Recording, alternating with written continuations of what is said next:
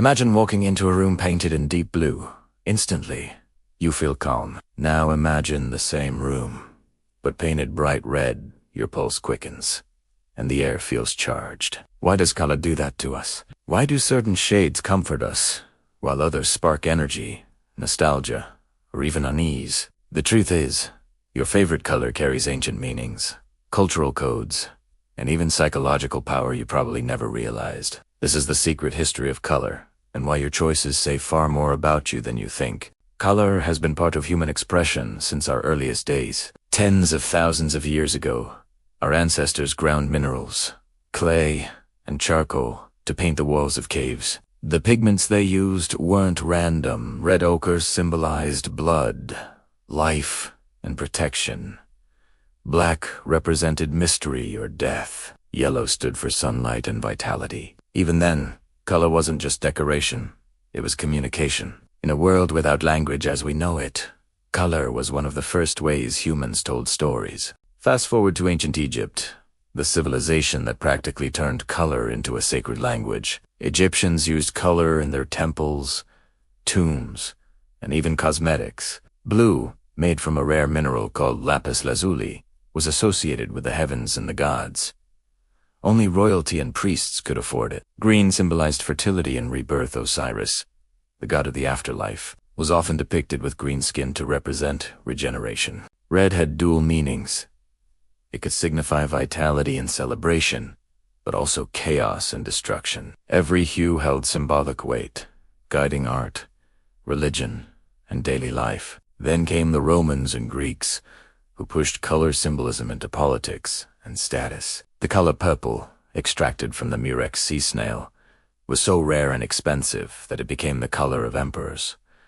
Ordinary citizens were legally forbidden from wearing it. A single toga dyed in Tyrian purple could cost more than a year's salary. This wasn't fashion, it was control. Color became a social barrier, defining who belonged to power and who didn't.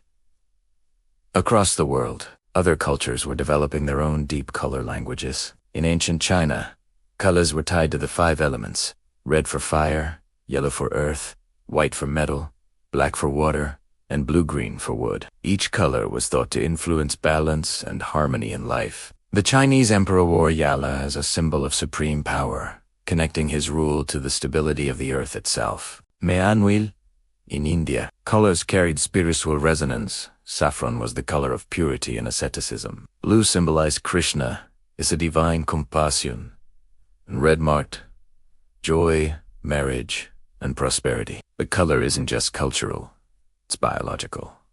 Psychologists and neuroscientists have long been fascinated by how our brains respond to color. Studies show that red raises heart rate and blood pressure, triggering alertness, perhaps because it's the color of both danger and desire. Blue, on the other hand, slows the pulse, inducing calm and trust. That's why so many corporations, Facebook, Twitter, PayPal, use blue in their branding. They're not just choosing randomly. They're tapping into your subconscious and your personal favorite color. That might reveal more than you realize. According to color psychology, people drawn to blue often value stability and peace. Those who love green seek balance and growth. Red lovers are passionate, driven, sometimes impulsive. Yellow enthusiasts tend to be optimistic and creative. Black can signify sophistication or a desire for control, while white reflects simplicity or perfectionism. But psychologists warn, it's not that color defines personality. It reflects it. What you're drawn to might mirror what your mind seeks or how you want to be perceived. The meanings of color have also evolved dramatically through time, shaped by wars, revolutions, and even chemistry. In the Middle Ages, colors were symbols of faith. Blue, once rare, became associated with the Virgin Mary and heavenly grace. Artists in the Renaissance prized ultramarine so highly that it was often more valuable than gold. But it wasn't until the 19th century that synthetic dyes changed everything. In 1856, a young British chemist named William Henry Perkin accidentally invented the first synthetic dye Movine while trying to synthesize medicine. The result was a vivid purple that could finally be mass. Suddenly, color exploded across the world. Fashion democratized. ordinary people could now wear what had once been reserved for kings. It was a cultural revolution powered by chemistry and the start of the modern color industry. Yet color's story doesn't end with pigment and paint. It continues in pixels and screens. In the digital age, colors have become psychological tools in an invisible game of attention. Tech companies meticulously test color shades to manipulate user behavior. The bright red of notification icons isn't random. It triggers urgency. The same primal alert we once felt at the sight of blood or fire. The soft blue light of screens, meanwhile, mimics daylight, keeping our brains awake long after sunset. And think about emojis, tiny digital symbols that rely entirely on color to convey emotion. A yellow heart means friendship, a red one means love, a black heart, irony or sorrow. We're still speaking through color, just as humans did in caves 40,000 years ago. Interestingly, the symbolism of color isn't universal.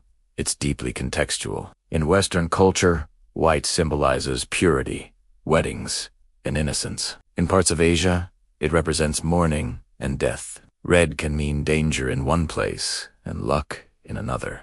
Blue can be masculine in one society and feminine in another. This diversity reveals that while color perception is biological, its meaning is cultural, shaped by what we believe, fear, and celebrate. Even marketing experts admit, color decisions are among the most powerful subconscious influences on consumer behavior. Research suggests that up to 90% of snap judgments about products can be based on color alone. That's why fast food brands use red and yellow colors that stimulate appetite and energy. Luxury brands often lean on black, gold, or silver to project prestige. Environmental companies use green to signal eco-friendliness. These aren't coincidences, they're psychological strategies. But perhaps the most fascinating part of color's story is how it shapes memory and emotion. Neuroscientists have found that color triggers stronger emotional and mnemonic responses than black and white imagery. A faded photograph can evoke nostalgia precisely because its colors carry time. The muted tones of old films, the sepia of vintage paper, the pale blue of a childhood bedroom.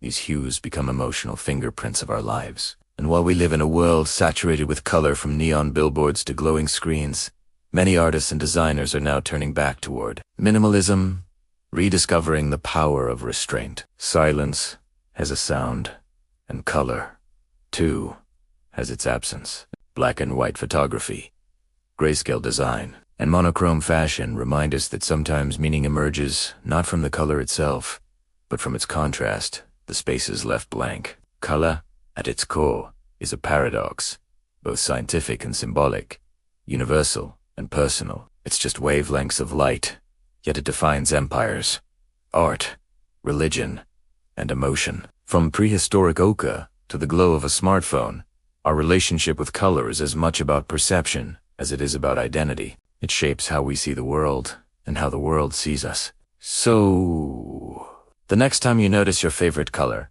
the one that makes you feel something you can quite explain, remember, you're reconnecting with a story older than civilization. Every hue carries whispers from ancient temples, royal courts, laboratories, and dreams. It's not just what you see, it's who you are, reflected back through the spectrum of human history. Flashback Facts reminding you that even the colors you love most come with a hidden past.